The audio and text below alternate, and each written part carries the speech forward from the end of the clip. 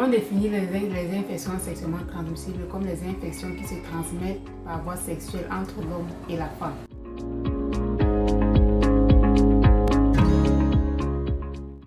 Parlant des différents types d'IST, nous avons les IST bactériennes et les IST virales. Les IST bactériennes, nous avons par exemple la chlamydia, nous avons la gonococcie, nous avons la syphilis. Parlant du chlamydia, le chlamydia est une infection sexuellement transmissible qui se manifeste chez la femme. Ici, nous allons être spécifiques chez la femme parce que nous allons parler du rapport avec la grossesse. Il se manifeste chez la femme par des pertes vaginales anormales.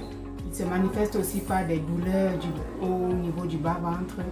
Il se manifeste également par des douleurs pendant les rapports sexuels qu'on appelle dans le jargon médical les dyspareunies. Quant à la gonococcie a pratiquement les mêmes signes et symptômes que le chlamydia, à la seule différence que la gonococcie se manifeste par des douleurs pendant la miction accompagnée du pus qu'on appelle la pyurie. La syphilis, quant à elle, est une infection bactérienne, comme nous l'avons dit plus haut, qui se manifeste par des éruptions cutanées. Nous avons aussi comme signes et symptômes de la syphilis les lésions au niveau de la partie génitale et les atteintes cérébrales. Nous allons noter ici que dans le cadre de la syphilis a 3 stades de manifestation. Nous avons le stade primaire.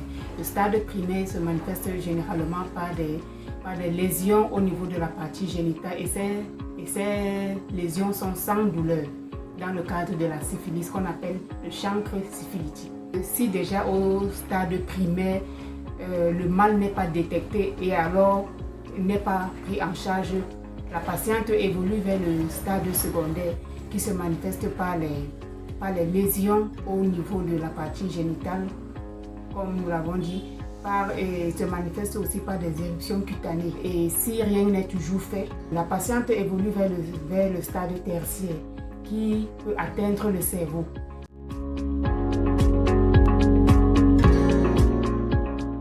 Nous avons le traitement à base des antibiotiques antibactériens, c'est-à-dire les antibiotiques qui vont aller contrecarrer l'évolution de ces bactéries-là. Maintenant, nous allons parler à présent des IST virales, c'est-à-dire les infections sexuellement transmissibles dont le germe est un virus.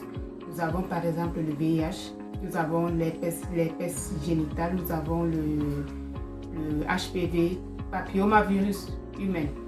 Parlant du VIH, le VIH est une infection sexuellement transmissible qui se transmet par voie sexuelle entre l'homme et la femme. Les voies de contamination du VIH sont le sang, il y a aussi les sécrétions spermatiques, c'est-à-dire le sperme.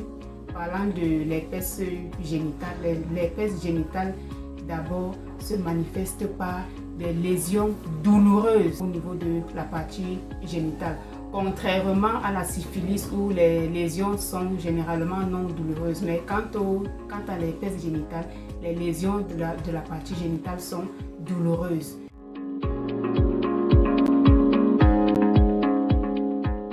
Le traitement de ces IST virales repose sur la prise des antirétroviraux. Parlant de l'herpès génital, lorsque le mal n'est pas détecté en amont, il évolue vers le stade secondaire. Et même au stade secondaire, s'il n'est pas détecté et dont le traitement n'est pas pris en charge, la patiente évolue vers le stade tertiaire.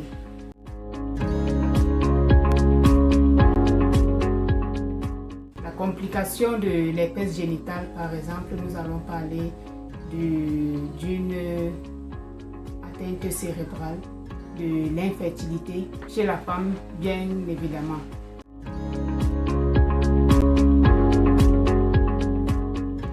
Maintenant, quelle est la relation entre ces IST et la grossesse? Nous allons dire premièrement les IST bactériennes, comme nous avons dit au départ du chlamydia, de la gonococcie, de la syphilis. Le rapport avec la grossesse est que lorsque la femme lorsqu'une femme enceinte est atteinte d'une IST bactérienne et que cela n'est pas détecté à temps, ou alors que cela n'est pas pris en charge, par exemple, si c'est le cas de la gonococcie ou alors du chlamydia, l'infection en elle peut détruire la membrane et causer, n'est-ce pas, un accouchement prématuré ou alors une rupture prématurée des membranes, c'est-à-dire la membrane qui généralement, lorsque la femme est enceinte, protège le fœtus. L'évolution de la bactérie, lorsque le mal n'est pas d'abord détecté ou alors que le traitement n'est pas pris en charge ou alors est mal pris, la bactérie évolue et détruit la membrane protectrice du fœtus et cause ce qu'on appelle la rupture prématurée des membranes, c'est-à-dire la membrane peut se rompre avant le terme de la grossesse. C'est pour ça qu'on utilise le terme prématuré des membranes, c'est-à-dire avant que la grossesse n'atteigne le terme. Et également, et lorsqu'il y a rupture prématurée des membranes, la femme a de fortes chances de faire un accouchement prématuré, ce qui met aussi le fœtus en danger. En dehors de la rupture prématurée des membranes et de l'accouchement prématuré, on peut aussi avoir ce qu'on appelle le retard de croissance intra-utérin. Parlant de la syphilis non prise en charge chez une femme enceinte peut causer ce qu'on appelle la syphilis congénitale. Ça, c'est dans le cadre où la grossesse réussit à évoluer jusqu'à son terme. L'enfant peut naître avec une syphilis congénitale, c'est-à-dire transmise par voie placentaire entre la mère et son fœtus. Et plus tard, l'enfant aussi peut développer des atteintes cérébrales, étant donné que déjà à travers le placenta, l'enfant a été contaminé par la syphilis à travers sa maman. Comme autre complication de la syphilis chez la femme enceinte, il peut aussi avoir mort fœtale.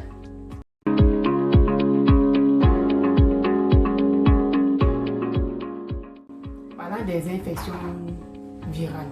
Les infections virales comme par exemple le VIH chez la femme enceinte.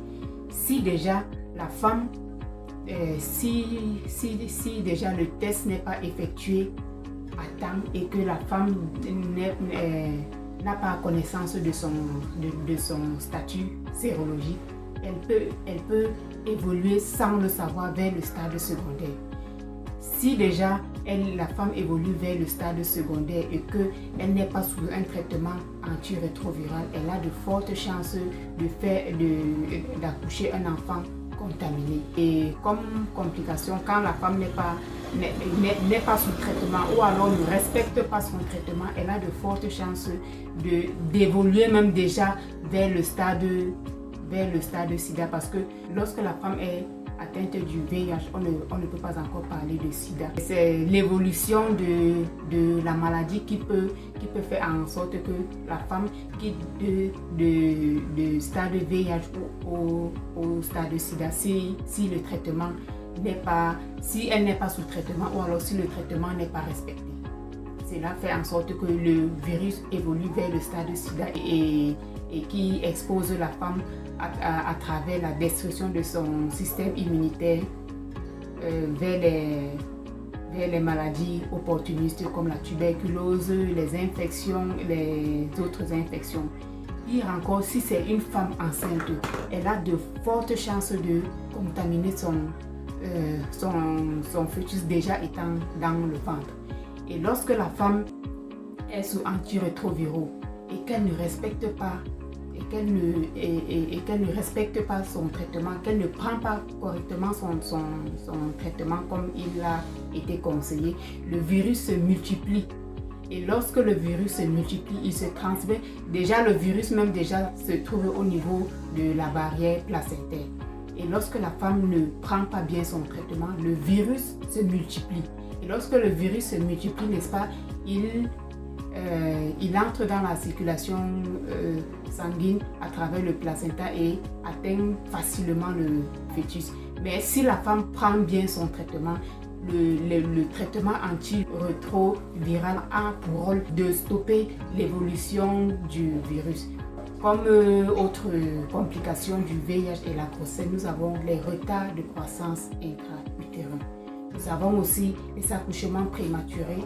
Nous avons aussi les accouchements avec faible poids de naissance, c'est-à-dire même si la femme accouche à terme, mais l'enfant naît avec un faible poids, c'est-à-dire un poids inférieur à 2500 grammes. Parlant de l'herpès génital. L'herpès génital ici peut se contaminer à travers une atteinte oculaire chez le nouveau-né. L'atteinte oculaire survient lorsque, au niveau de la partie génitale de la femme, se trouvent des lésions. Et pire encore, si elle n'est pas sous traitement et que l'accouchement se fait par voie basse.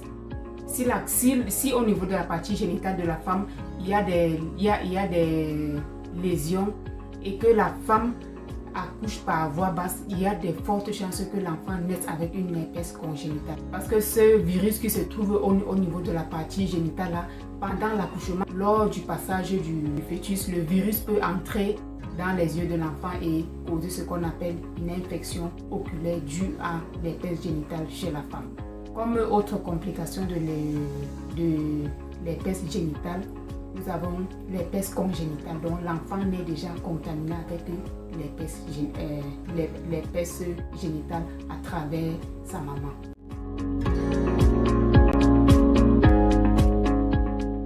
Comme traitement ou alors mesures préventives des IST et grossesse. La mesure préventive que nous, en tant que personnel de santé, nous proposons ici, c'est que déjà la femme étant enceinte doit le plus tôt possible commencer avec ses consultations prénatales. Et lors des consultations prénatales, n'est-ce pas, elle doit effectuer des examens, c'est-à-dire les tests d'infection sexuellement transmissible. Et lorsque une infection sexuellement transmissible est détectée, que ce soit une infection bactérienne ou alors que ce soit une infection virale, la prise en charge doit être immédiate et correcte, c'est-à-dire elle doit immédiatement prendre son traitement et elle doit bien prendre son traitement et continuer son suivi régulier pendant la grossesse jusqu'à l'accouchement, parce que lorsque la prise en charge est immédiate et que le suivi est régulier, l'enfant a de fortes chances de naître sans aucune infection. Mais lorsque la prise en charge n'est pas respectée, c'est-à-dire elle commence le traitement, elle ne respecte pas, ou alors elle ne respecte même pas les rendez-vous, elle a de fortes chances que soit la bactérie, soit le virus se multiplie et cause une atteinte fœtale. Je vous remercie.